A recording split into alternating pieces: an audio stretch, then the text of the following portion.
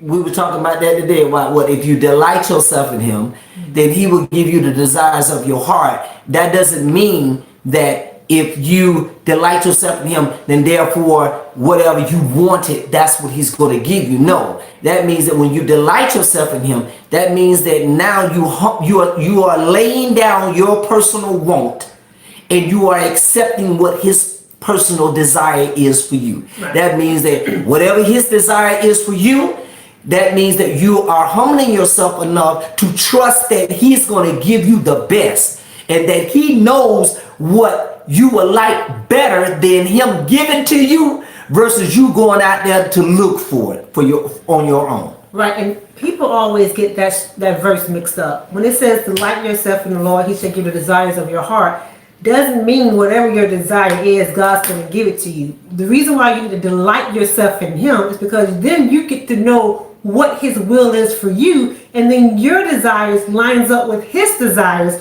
So then those become your desires because the desires you have is the desire to please your Father. So then he will give you those desires because those desires came from him, not from your own fleshly will and your own fleshly wants or your own fleshly desires. So your will and desire has to change. It's still yours, but it's yours based on what your Father said yours is because you have accepted the good and perfect will that he has for your life. Absolutely. So again, someone was saying, well, I thought if I delight myself in the Lord, then he's going to give me desires of my heart. What's up with that? Your desires need to line up with his desires, which will become your desires. But your own fleshly desires, that's contrary from his desires, you're not going to get that. Nope. And if you do, God can't be with you. He's not going to anoint it. He's not going to bless it. Right. You're going to be miserable. It's going to come with sorrows. Right. It's going to come with hurt. It's going to come with devastation, destruction, humility. It's going to come with all the things that's not of God. But when you line your desires up with God and then you wait on his timing for it, y'all, it's unbelievable. I can't even speak it. Even going back to this, when God puts something in you and you accept it for what it is, whether it's, okay, it's not right now, okay, God, your will, not mine, I receive it.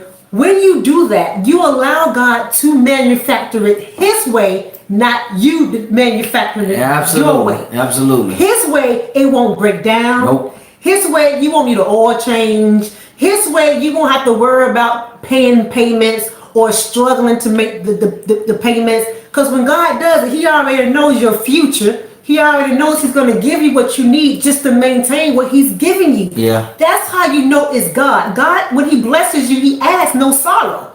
You ain't got to worry about it. But when we decide to go and get the man, get the woman, you got some hell. You got stuff that you're going to have to deal with because you did it yourself. Right. That wasn't God's desire for you. That was your desire to go out and get what you wanted. Yeah. But when you delight means to pretty much submerge yourself in his will. In his relationship with him.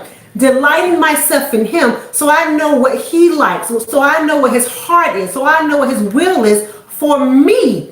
That's with anything, you guys. If you delight yourself in somebody, you know what they like. You know what they don't like. You forget all about yourself too when you do that. Exactly. You know what makes them happy. You know what brings them joy. Right. You know what will glorify them. Right. And guess what you want to do? Oh, you want to please them. I want to please them. Right. So I'm going to make sure that my desires line up with their desires. And I know they'll be glorified. So that's what God is talking about. He wants to be glorified. So how?